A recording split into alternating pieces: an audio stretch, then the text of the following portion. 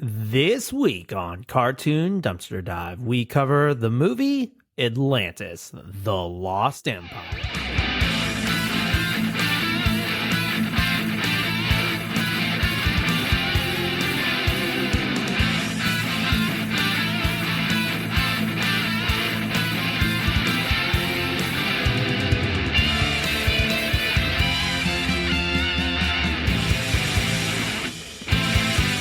Joel, Yes, Andrew. do you believe in Atlantis? Yes. Really? Yeah, That was I mean, very confident. why not? I mean, I've never seen anything to say that it doesn't exist, right?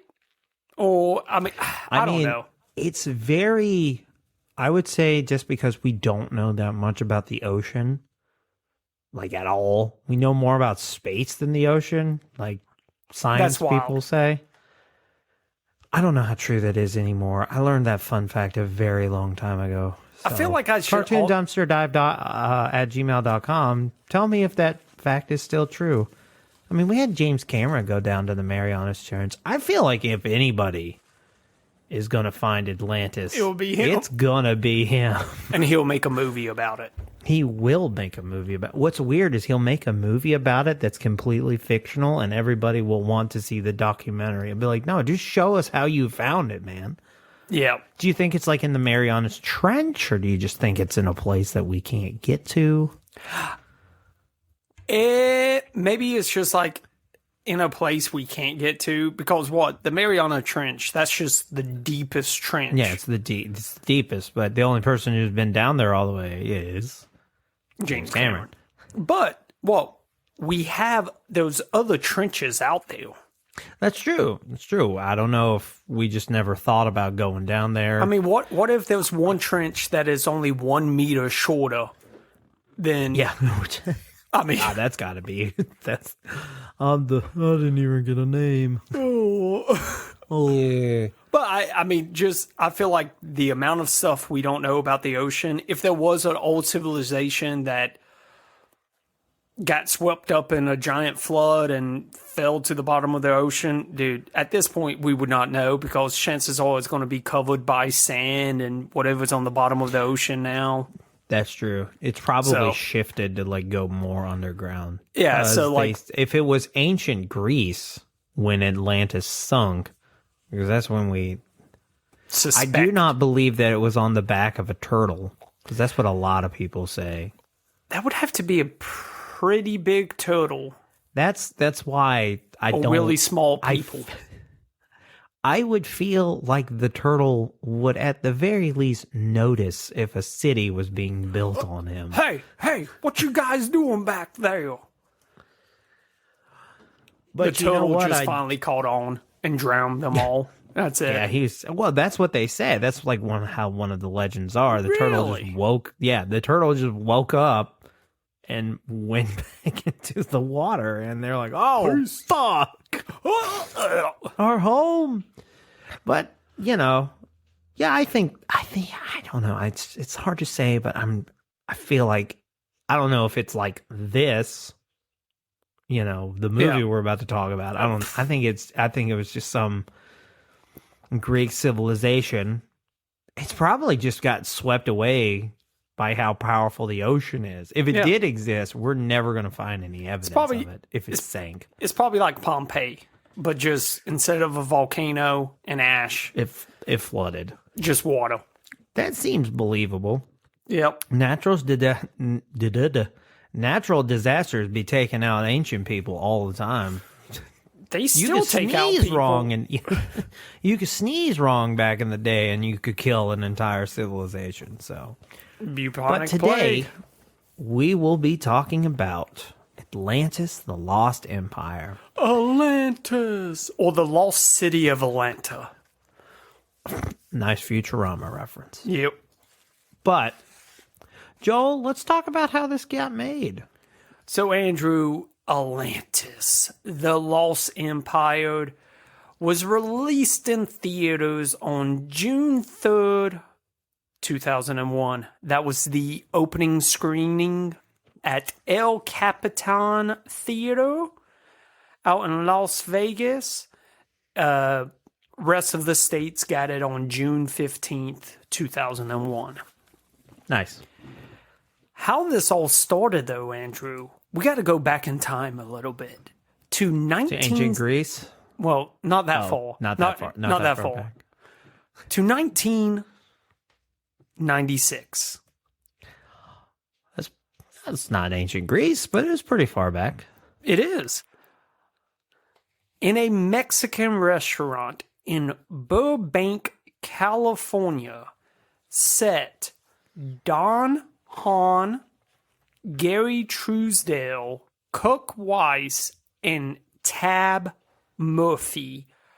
All of these guys had all just finished up working on The Hunchback of Notre Dame. And while they're having lunch, they talk about how they, like, I guess they just enjoyed working together so much that they wanted to do another project. But this time they wanted to do something that was more adventure and not like fantasy. Okay. So they drew inspiration from Jules Verne, who we've talked about before. We did. He had his own animated series where he was but a boy. But a boy. They drew inspiration from his works, The Journey to the Center of the Earth and 20,000 Leagues Under the Sea. They decided they wanted to kind of make this adventure about discovering Atlantis and exploring Atlantis. Now, they didn't want to go with the Greek mythology of Atlantis. They wanted it to look a little different. They actually went to Central America and they traveled the underground Carlsbad Caverns in New Mexico to view the subterranean trails. So that kind of helped with some of the inspiration. They then also went to like Central America to kind of get inspiration from like Mayans and some of their, fixtures there. But really from there, it kind of just started taking off. I think because The Hunchback of Notre Dame, that was pretty successful when it came to Disney. So first, they actually started working with Josh Whedon, however you pronounce his first name. I thought it was interesting to see his name because none of the female characters admit that they're barren. Well, he actually said he was first involved in like, hey, we've got this idea. We would like for you to do that. He said, sounds good. But then it sounds like the next day he left the project. They were told he couldn't have a scene where a woman goes, for reasons out of my control, I can no longer have children. Look it up. Joss Whedon, almost all of his projects seem to have a woman incapable of having children. He spent 24 hours just talking about that, and they're like, all right, you got to go. We'll find someone else. Why do you not want women to have kids, Joss? What's going on, man? What is your deal? So they actually... It's such a... Sorry, I just want a sidebar of how strange that is when someone points that out to you and you're like, you go back and it's like, even like from his recent work with the Avengers, you're like, he still does it. Maybe... there's got to be something there. Like that kind of just... There's some there has to be some psychological reason that he almost feels it's like how the Riddler is compelled to tell the truth, and that's why he does riddles, so technically he's not lying. Yeah, like he has to tell the truth, tell on himself. If he was a Batman villain, he'd be like Baron No Baby. You can't have any babies. No one can. By the time I'm done, Batwoman will never be able to conceive. And Batman's like, what is happening with this birth control thing you got going on? So they actually pivoted from Whedon, and they actually picked up Tab Murphy, who completed the screenplay. And then from there, the story was developed by Murphy, Wise, and Truesdale. And that's really the quick and dirty of the creation. There was something I found pretty interesting. They say that at the peak of its production, they had 350 animators, artists, and technicians working on this movie. Okay. And it was at all three Walt Disney Animation Studios. Oh, wow. So they had everybody going for it. Yes. So one thing I appreciated about the production of this movie is because it was action adventure, they were going away from songs with Atlantis. No musical. So they the production crew all wore T-shirts that read Atlantis, fewer songs, more explosions. You think that might have hurt it being a Disney movie? It not having with no songs? Yep. In the early 2000s? No, well, no, there's one reason that this movie didn't perform very well. Oh, okay. And is what we discussed last week. Two, depending on your opinion of it, but one of these factors was huge. In, this thing's downfall. I think I know where you're going. Before we start getting into the cast and everything, this is what I would like to call the beginning of the end of this style of animation. Sure, Treasure Planet came in later, but that was like, okay, we're gonna try to save it. But this is kind of like, I feel like this is Disney's first attempt at this on a large scale. Yeah. And what also comes out this movie week? What, Andrew? Well, one of them was Lara Croft Tomb Raider. Yeah. People who would go see Atlantis, like you ain't taking your kids to see No. Tomb Raider. There was another movie that they had to compete with. They had to compete with Shrek. Big Daddy Shrek. The bomb dropper. DreamWorks is, this is like, not only is this DreamWorks like first, it's the CGI star-studded movie that they needed.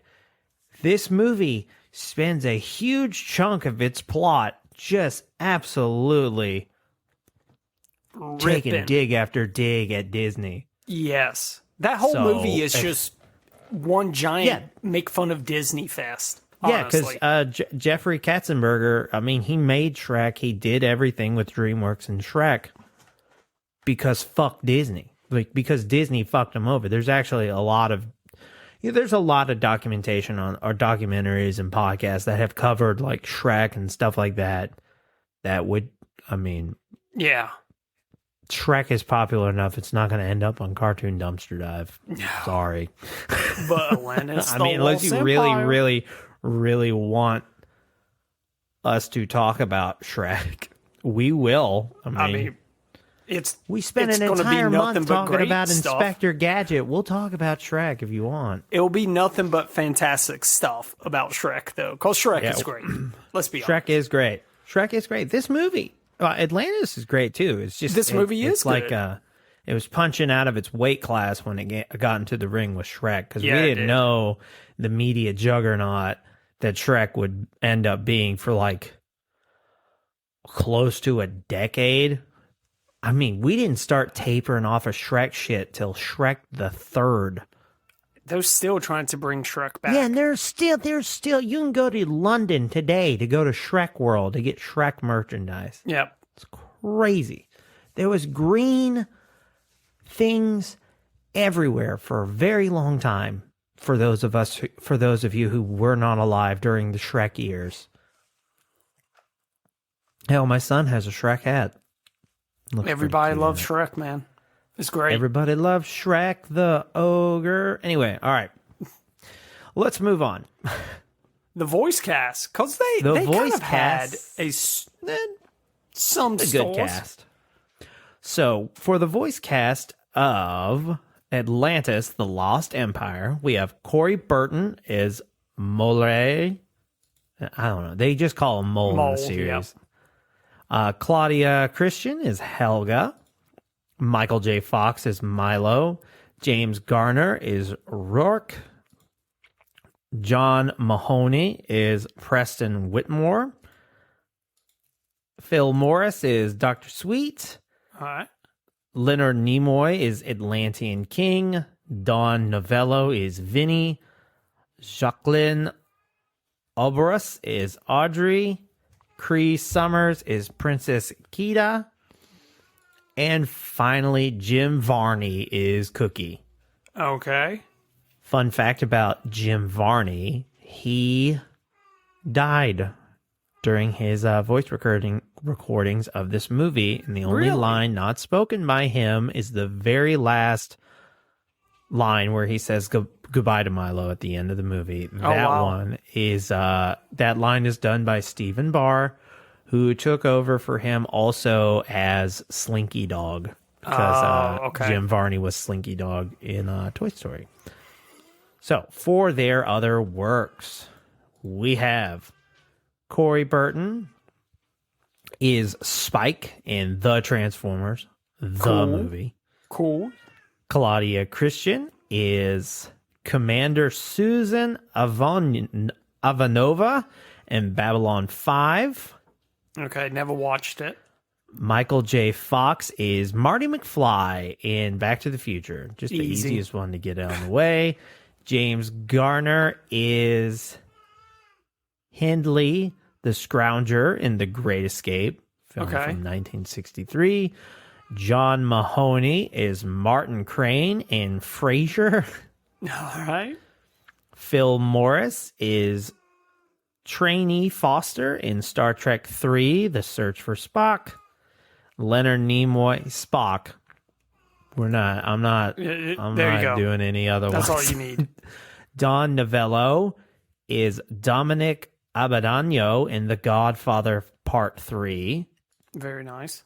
Cree Summer is Elmira Duff in Tiny Toon Adventures. Hey. And finally, Jim Varney. He's Ernest. And basically everything. Or Slinky Dog. But, Ernest. Ernest scared stupid. Everyone mentions that. I sometimes want to watch it. So, let's talk about this movie. And the first thing I want to know, Joel, who is your favorite of the mercenaries? I was hoping you would ask. I've got two. Okay. I can't bullet. I can't pick out of either one of them, but it's Vinny. Oh, yep. And Cookie. Really? My tie is between Vinny and Mole. Okay. All right. So Vinny is probably one of the best characters. Yeah. He has the best line. So we're going to bounce around the movie's plot because it's kind of, it's pretty straightforward. It's more of a visual piece. Yeah. Like most action movies are. Like the plot is very, They find Atlantis. They effortlessly find Atlantis in my opinion. Okay. Because it's like, what did they do? Like, it's like they barely, I feel like there's a lot of things they did not need Milo to translate for. I feel like you guys had there's one scene in particular. I'm like, you guys didn't attempt this in 8,800 years. Yeah. But we'll get into it. So right. Vinny does have the best line to me when they decide that this time it's not worth it to kill all these people. Yeah. We're gonna go. And then Vinny's like, nobody ever got hurt. Well, people got hurt, but nobody we ever knew. And I'm just like, it's perfect. We robbed graves. Yeah, tombs, but nobody ever got hurt. I like the mole. I think I like the mole now more, but are you familiar with the animator Zach Heidel, Psycho Pebbles? He does Smiling Friends. Yeah. The mole sounds like him. Really? And if you listen to Zach Heidel will do a voice, and like the whole time I'm watching the movie, I'm like, that's the mole. Like, that's him. It's just super funny. And like, I'll have to like send you, I'm going to make a clip composition of like that voice in the mole, because it's like, it's almost one for one. It's really funny. I think one of my favorite lines was from Cookie when they're bringing in all the foods. And he's like, what's this? And Helga says, it's lettuce. And he's like, and she mentioned something about the 4 main food groups. They need the 4 basic food groups. And his 4 food groups are like bacon, beans, lard, and whiskey. Yes. So, fun fact about Joel, this is his second food group joke that he has enjoyed. I love him. I don't know why. Johnny Bravo is the other one where he's just like, beef jerky, a garden hose. You'll get me anytime you make fun of the food groups. I don't know why. Stupid concept that we held on to for a very long time. The food pyramid. Eat nothing but we were carbs. Over here slamming carbs like there was no tomorrow, trying to figure out why we were getting so fat. And we're I don't get it. All I do is eat loaves of bread. And if I look at that pyramid, that's the foundation. So I should That's be the eating foundation of a good meal. All I do is eat steak and bread for every meal, Mike. That's it. I feel like, oh yeah, it's like, I'm pretty sure like fruit and vegetables shared, they were higher up. Yeah. Isn't it like bread, meat, fruit and vegetables, and then like at the very top is sweets and butter. I'm pulling it up. It was bread, then like fruits and vegetables. Okay. Then meat and, fish and dairy. Okay, then that meat, makes sense.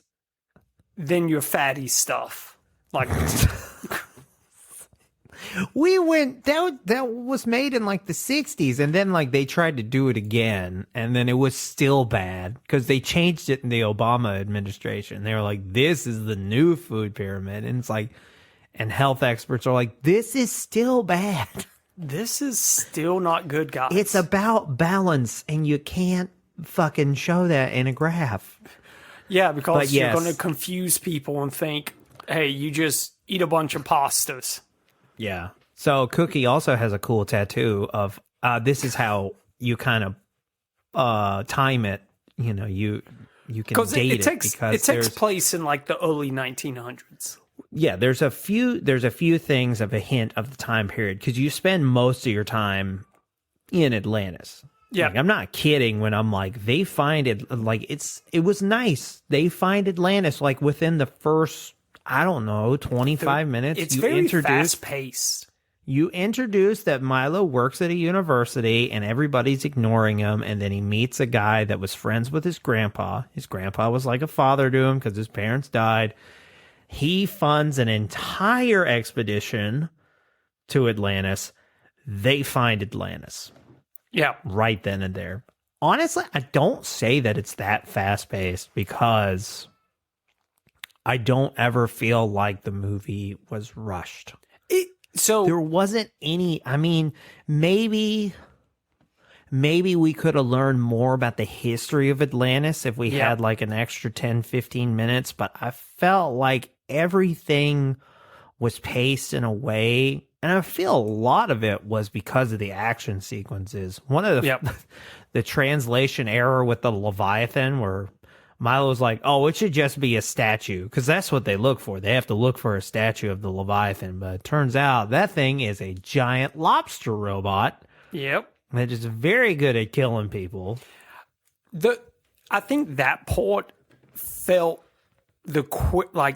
fast pace for me. Once they get to Atlantis, it slows down, because that's why you're watching the movie. You want to watch it because of Atlantis. I wanted to watch it because of the adventure. Well, the adventure's in Atlantis. Man, they could have done more adventures leading up to Atlantis. I guess they could have done more exploration undersea. I could concede to that argument that like maybe they run into another obstacle before the Leviathan, because the Leviathan is supposed to be the main obstacle. That's how they learn that they're close. Yep. But I see your point. But I think it was fine to get to Atlantis because the true adventure was at the destination. True. It was awesome when they was in Atlantis. I'll give you that. Yeah, because they designed Atlantis very well. But what about the tattoo on Cookie? Oh, it's so that I went side real fast. So the two things that kind of date the movie is, one, Milo mentions the Kaiser, which is a Russian king, and Cookie he doesn't have all 50 states tattooed on him. He only 38. Has he has only 30. He has the 38 continental United States tattooed on him because we haven't gotten the other 12. Yep, we haven't made it all the way out west. Yeah, we haven't gotten all the way out west. We haven't gone California way. He was an old timey prospector. He made what? Yeah, he had a comment about like the Dakotas. Yeah. And I know he could make Rhode Island dance because he could roll his stomach. Yeah, you think that's a tattoo? I don't think he even knew where Rhode Island was because he was just making the Southern States dance. Yeah. I kind of liked, I don't remember her name, but it's the old lady who just works the comms. Oh, yes. Commander. Packard. Commander. It was Packard. Packard's pretty fun, especially when it's like the big twist that everybody's there to portray, and everybody has like almost like a themed gun. Like Cookie's got like a double barrel shotgun, and I don't remember what else everyone has, but Packard just has like almost like the leg pistol that like the small 22 double shot dames would wear in like old like noir detective shows where it's like she came in with legs miles high. I do love and a waist narrow as a valley. I do love that whole thing where she was just like the phone operator, communications expert. Oh, pretty good one at that, seeing as how she's having a phone call with her friend under the ocean. Like no, I'll call you. Like every phone operator back then. Yeah. It was, I mean, the comedy aspects are pretty good. Michael J. Fox, actually, which is pretty rare in an animated exposition, he ad-libbed a line. Which one? In around 13 minutes, at the 13 minutes, Milo gets seasick and he goes, "It's carrots. Why are there always carrots? I don't even remember eating carrots." But that was an ad lib. Added that in.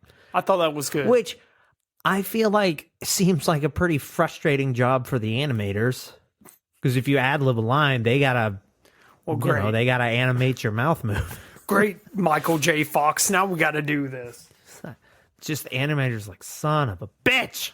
How dare you? But yeah, so a lot of other cool things about this movie. All right, like what? The guy who created the Atlantean language, Mark Orkland. He also did Vulcan.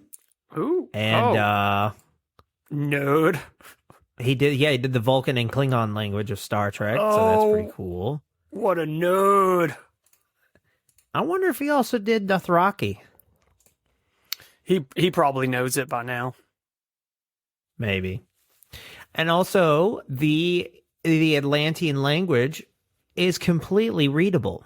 You can actually It's got its own alphabet and everything. If you want to, you just have to remember that it is read left to right, and you drop down a line and then read right to left. Continuing this cycle is done by creating a flowing water-like movement reminiscent of Atlantean culture. So, if you put forth the effort, you can actually read all of the Atlantean transcribes in the movie. Just like Milo. Also found it weird that nobody could read Atlantean in Atlantis. Yeah. That did not... That's the... Because they've been there forever. For 8,000 years. Like, yeah. That cataclysm didn't make everyone illiterate, as far as I can tell. And, like... But this is where... You had time to learn the language. You could have figured it out. Yeah. There's got to be, like, my first ABCs. What are you doing Atlantean. for 8,000 years? Not a whole hell of a lot. It's just Apparently like it's almost you forgot how to also walk your little like flying machines. Yeah, that didn't make sense to me either. Surely the dad, like the king of Atlantis, could do it. So here's one thing that's what frustrated me. So Milo figures it out because he can read Atlantean, but it's you stick the crystal in and you turn it with your hand on you. Like, you never tried that. You never. This is my biggest complaint about this movie. This civilization almost seemed like it was in stasis until they got there. You know what I mean? Yeah, like you're supposed to believe that they've been living, surviving this entire time, but they don't know how to read their own language. They're immortal because of the crystal. Yeah. And how did they forget? It's not a dead language to them. That's the only plot hole I really had a complaint with. Milo at the beginning of the movie talked about how like legend says they have a more advanced civilization than us, better technology, and they have a unending power source. Power source, yeah. So there was so much about it. Well, you're right. It's almost like the moment you guys sunk, y'all just like, what we're going to do now, guys? I don't know. Yeah, it's like you gave up. Now, there is a theory about immortality that the human... So, this is a little bit of brain science that I once learned.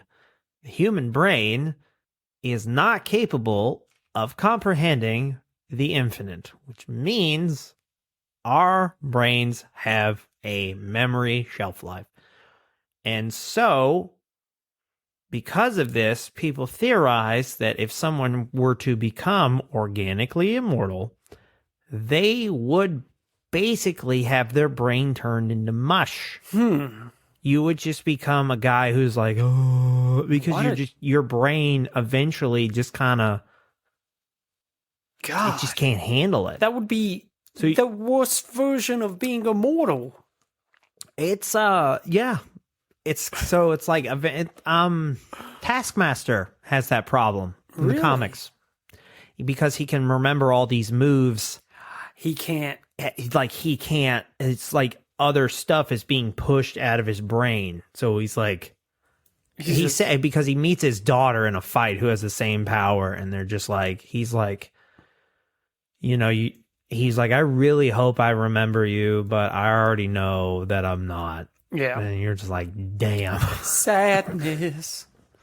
But yeah, so maybe that's what happened. They were just there for so long that they forgot. Yeah, they forgot how to read in their brain. Like, they just couldn't handle it. Like, that's the only logical way. So, is this your first time seeing Atlantis? Yes. You're a big twist guy, and by that I mean you can predict the twist from a mile away, which this twist is not. This twist is a twist if you are approximately 10 years old. Yes. Because I'm sure you were like, they are not there for the right reasons. Even before they have the whole, where Helga has the conversation where, like, there are people down here. That changes things. And Rourke is like, this just doesn't change anything. Dude, I knew immediately before they even set foot on the sub when what was it, Book or whatever that guy's name? Milo makes a comment about like, you know, the advancements that this is going to do for like humanity, and he just kind of eyes him, and he's just like, yes, the advancement for humanity. And I'm like, okay, that guy's evil. Yeah, that 100%. guy's evil as fuck. He's very evil. Yes, he is. In this movie. Because I mean, you know, Milo, it's hold on. Let me try to gather what I'm trying to say. So this is a very like anti-capitalist movie. Yes, it is. It's like the main villain literally says, "You call me a tyrant, or you call me a heartless something. A mercenary." But I call myself, I just call myself an adventure capitalist." I'm like, that My message man. would go hard into today's My world. man. I mean, I don't know. You want to say that real life people wouldn't do this, but historically speaking, we've been doing shit like this since the dawn of mankind. Yeah, humans have been doing this constantly. But somehow Milo, in his bleeding heart liberal ways, is able to convince these mercenaries with one speech. That is the Disneyfication of this movie. This is where I'm like, okay, this is, you know how like all the stories you knew, like the Jungle Book ends in like horribly. Oh, and yeah. the Little Mermaid is also Cinderella, like, all of those. a fucking tragedy. Yep. It's like all of them are just like you go read them later as an adult, and you're like, oh my god, this is the Disneyfication. Flip the switch of like, okay, we got to get a happy ending. So then when Milo makes his speech where it's like, you guys are all just in this for the money. You're going to let all these people die Really? for money, Really? which is weird because they were not there long enough to get that attached to them, or at least it is not portrayed that way. Yeah, supposedly they was only allowed to stay there, not even a full day. They were one there night. to stay a day. Yeah, and it's like, that's enough?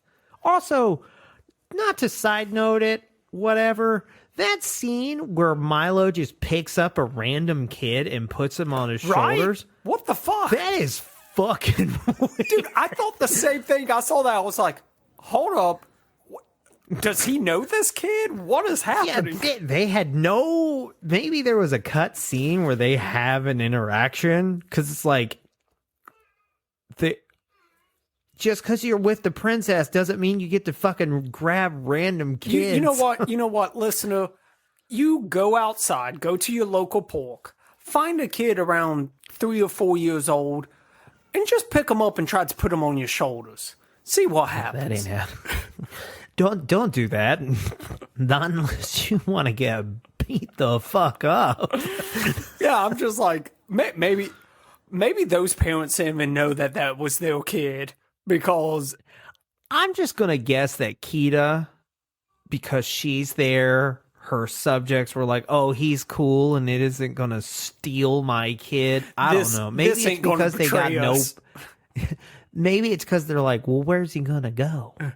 Exactly. We've been stuck here for over 8,000 years. You guys got here somehow, so I'm guessing you can't get back. So, then eventually Kita merge. So movie. Kita merges with the crystal. The king is like, she merged. You have to have royal blood to merge with the crystal because they're like in great danger. Blah blah blah. They steal it. To her mother. Yeah, that's how Atlantis didn't flood. Yeah, because they were like, the crystal saved them somehow. The crystal was like crystal power. Didn't do a great job. No. Trapped them under the ocean for 8,000 years. Actually, they're still down there. Yeah. So, they get the crystal. Everybody's betraying everybody. Helga betrays Book because Book betrays her. Backstabbing. And then, like, eventually, Burke, right? Yeah. He turns into a crystal man. Thought that was going to last a little longer. That is actually, I I only know that image because of the Disney trading card game that I play. He's got a card, and it's actually a pretty legit card in the game. So, okay, nice. So, I remember this, and then eventually, okay, and then everybody safe. The people who want to go leave with a bunch of gold. Yep. They become rich. They tell the guy who did the expedition, like, they're like, we have to cover this up. Yeah, we didn't find anything down. We didn't find anything. As though giving him pictures of everything that they did. He's like, we want to let you know that we did find something, but it can't ever. It has to stay a secret. Like we have to keep these people safe. That might be one of my favorite scenes because all these mercenaries, you can tell they've sold all the gold because they're all dressed they up. got bought off. Yeah, they're all in like the most decadent, fashionable clothing of the time. My favorite one is Cookie has a diamond tooth. Yeah, he's also the one who is he's the weakest link in the chain because like he can't keep his story straight. No, he can't keep a secret.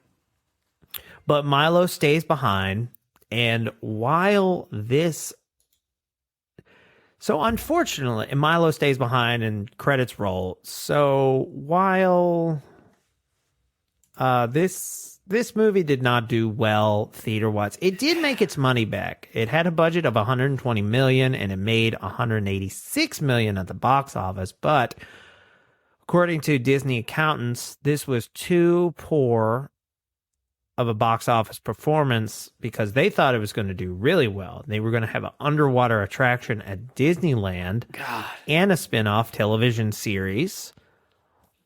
They was really banking on this one. Yeah, so a lot of the reasons that when this movie came out, it was unclear who the target audience was supposed to be. I could see that. According to reviewers, and a lot of people were pretty upset that, like you said earlier, Joel, it didn't have songs. When you watch a Disney movie, you want them to sing and dance and talk about dreams with birds. I don't know. But it didn't happen. Yeah. So, but this did have a sequel movie. We will not be covering it next week. That will be for another Disney sequence of events called Disney Direct to DVD Month. It might be December because I'm running out of Christmas cartoons. We can only do Rudolph so much, guys. Hey, guess what? We're going to do Rudolph again. No, but yeah, so yeah, there's a sequel direct to DVD. Direct to DVD called Atlantis, Milo's Return. It came out in 2003. Okay. I've never seen it. I have not seen a lot of the Disney direct to DVDs. Because every time bad. I see one pop up, well, yeah, it's mainly because they're bad. They're like the live action Disney stuff. They're worse, I feel. But Joel, I feel like it's time to go to your new reoccurring segment. Reviews that are lost at sea and reviews that are a treasure trove. I was also going to call it Joelantis, the lost reviews. That true would have been funny. Joelantis, the lost reviews. Joelantis and the lost reviews. So this is sitting at a 6.9 out of 10. Has 144,000 ratings, Andrew.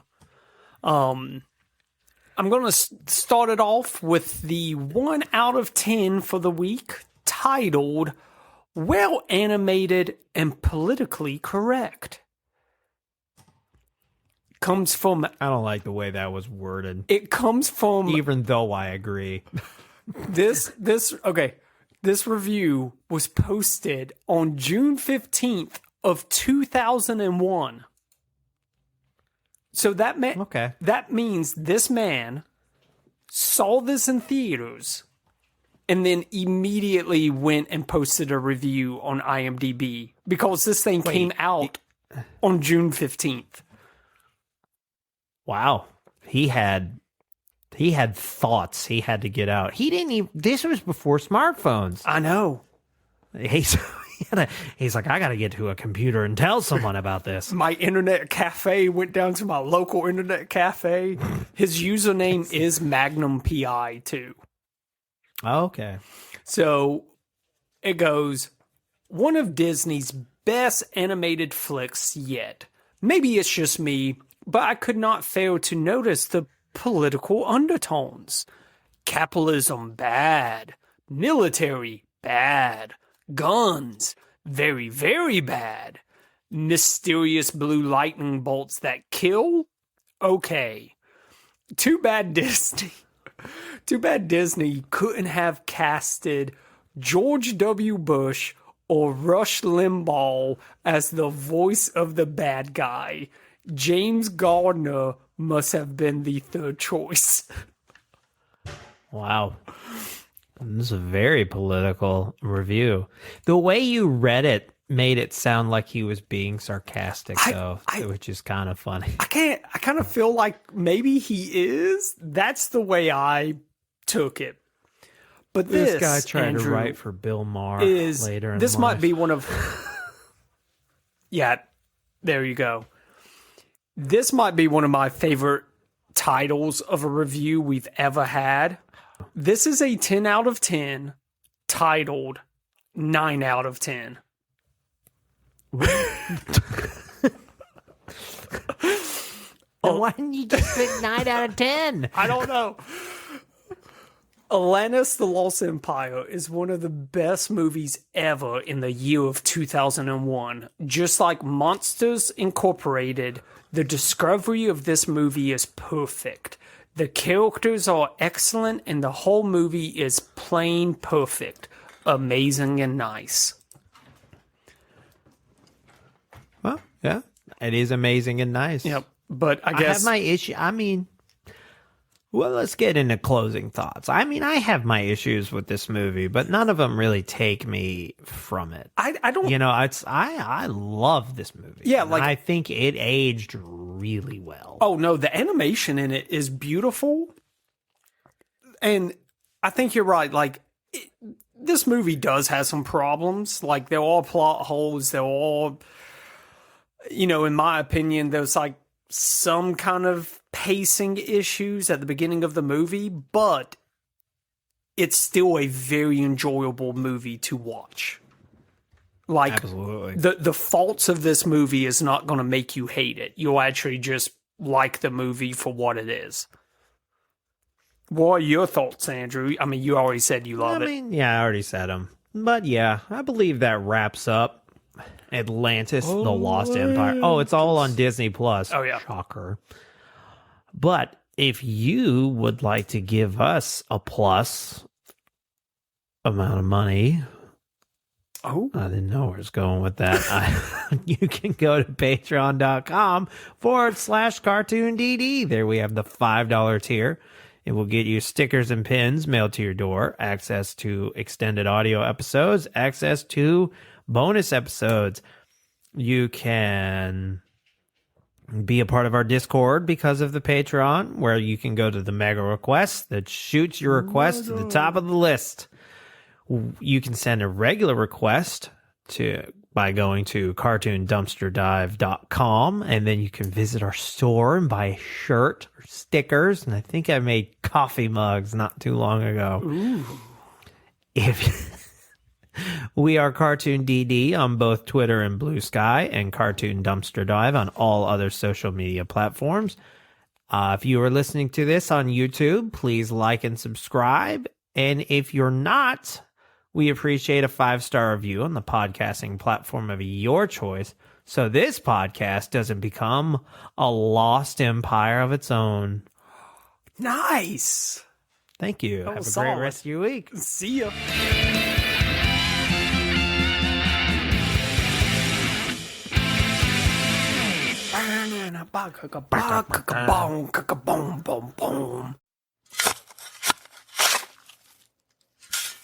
This has been a Lug Hole Podcast.